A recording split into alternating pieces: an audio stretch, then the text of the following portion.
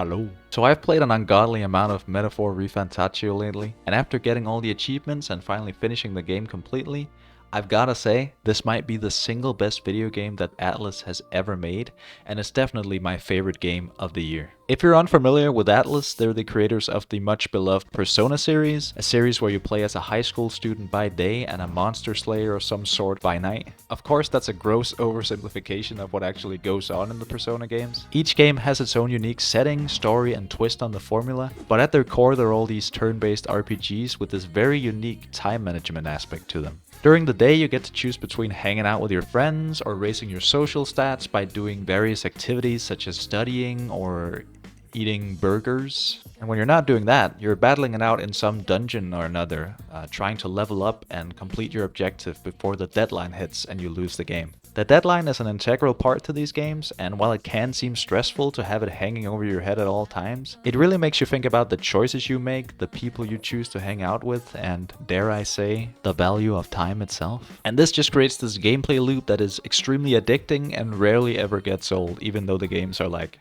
super long. So naturally, when I first saw Metaphor, I was immediately convinced that I needed to play this game, because let's be honest, this looked like a Persona game through and through, with the only difference being the medieval fantasy setting. What's not to like? That being said, I wasn't totally convinced that I would like the game as much as a Persona game, mostly because of some of the character designs seemed a bit exaggerated and brought some unfortunate comparisons to mind.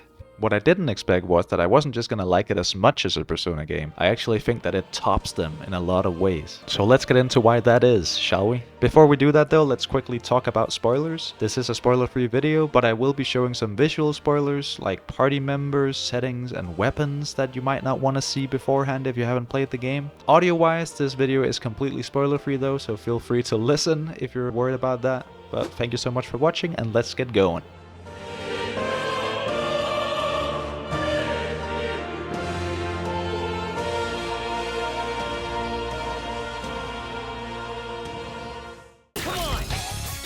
At their core, the Persona games are actually very formulaic. If you've played any of these games, stop me if you've heard this one before. You, as the main character, arrive at a new city, which is going to be the setting for the entire game, and here you basically have to start fresh as the quote-unquote new kid in town, making friends and going to school. At the same time, your peaceful high school year is threatened by some kind of supernatural threat that only you and a few classmates have the ability to stop due to some sort of mystical power awakening within you. During the course of a full school year, you tackle increasingly difficult challenges month for month. All the while you're managing your social life, you're studying, you're even putting yourself out there on the meat market, only to leave it all behind at the end of the school year. Look, it's a formula for a good reason. It works really well, and it wouldn't really be a Persona game without these elements present, but it also means that as soon as you recognize this pattern, and you recognize it maybe from another Persona game you've played, you feel like you do kind of know what to expect for the rest of the game. For instance, you know that you'll have to explore and stage a heist in a new palace in Persona 5, you need to climb the next set of floors of Tartarus in Persona 3, and you need to dive into the TV world of yet another potential murder victim in Persona 4.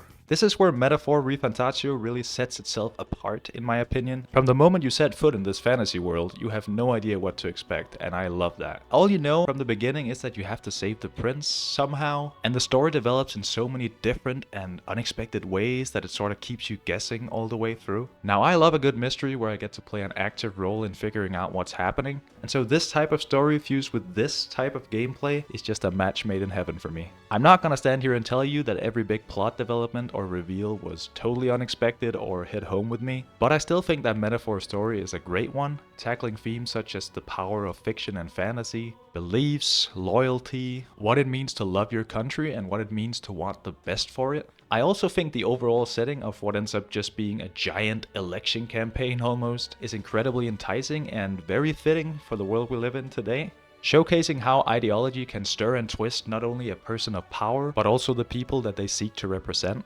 Gameplay-wise, this also means that you're not bound to just the one city or town from the Persona games. Instead, the protagonist embarks on a huge journey across the kingdom, seeing the sights and meeting a wide array of different people from every race. But even better, this means that the standard dungeon format or formula is thrown completely out the window. Instead of expecting another palace or another kidnap victim or another 50 floors of Tartarus, you can't possibly know what to expect next. The main dungeons are all very different in design and layout, but most importantly they feel different to explore too, with unique gimmicks or mechanics that set them apart from each other. Couple this with a killer combat system that takes the usual exploitation of enemy weaknesses and adds its own unique twist on it, and you have on your hands some of the best dungeon crawling in any JRPG out there, as well as gameplay that's fit for a king.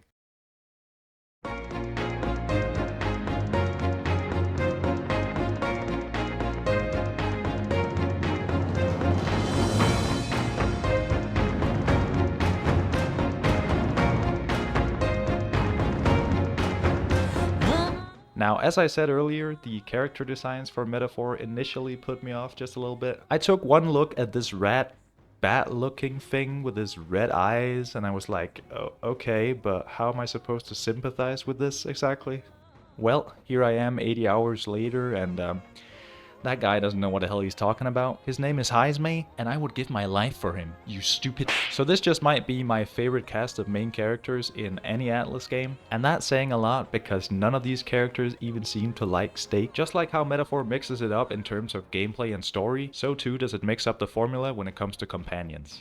In the Persona series, the first character you meet is usually this type of bumbling goofball, or the comic relief if you will. Again, this is something that Metaphor does entirely differently. The first party member you meet on your journey is called Stroll, and he's this sort of young and kind nobleman who lost his family as well as everything else when his village was attacked and burned down by humans. Humans? Wait a minute. I know what that is. Because of that, Stroll doesn't really have a lot to smile or laugh about, and so he doesn't. He's not clumsy and he's not lacking in social tact either, like Junpei or Yusuke for example. Stroll is simply just this great, serious character that becomes the protagonist's most loyal and steadfast friend on his journey. And that is such a breath of fresh air for a game with this DNA. That doesn't mean that the game is lacking in humor though. In fact, it often breaks up the pace at just the right time. But I do feel like the overall tone for Metaphor is a bit more serious compared to something like Persona 4 or 5, and that's by no means a bad thing. The game takes itself seriously when it needs to, and so you can't help but do the same. And that just makes the game's more bombastic and out there moments hit harder. It's crazy to me that it took a game set in a fantasy world to kind of do this best compared to the more realistic setting of the Persona series, but I digress. Anyway, back to the characters. Every party member is just excellent, adding their own utility to the team, but more importantly, adding their own little element to the overall group dynamic. Metaphor also features the best companion or mascot character, if you will, of any Atlus game.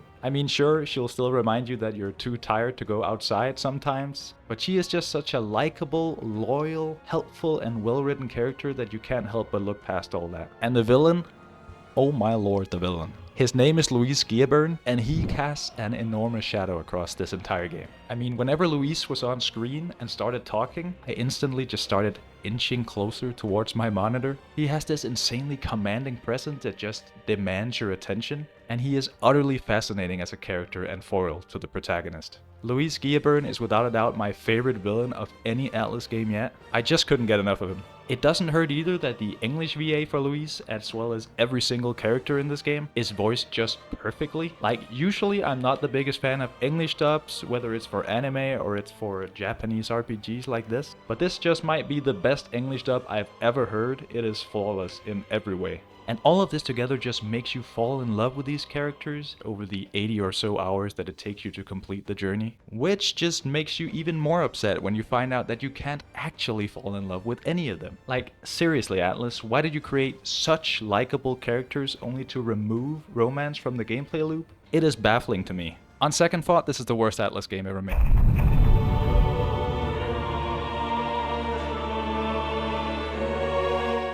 Anyway, that was my hot take on Metaphor ReFantazio. Go figure, I thought it was fantastic. These were just my main reasons for it being my personal game of the year. But there is so much more to this game that is just absolutely breathtaking. If you watch my video on Guild Wars, link in the description by the way, you'll know that I'm a sucker for vibes, and boy does this game just ooze them. Not least due to the incredible and very unique music in the game that just nails the mood of every single scene in the story. Anyway, if I had to lodge any complaints against the game, other than the lack of romance, Atlus, it would be the lack of variety in the music as well as the side dungeons in the game. They both could have used just a few more tracks or a few more variants to spice things up. These complaints are so minor though, and they don't even make the slightest dent in what is overall an absolutely perfect package. I'll be rooting for Metaphor at the Game Awards, that's for sure.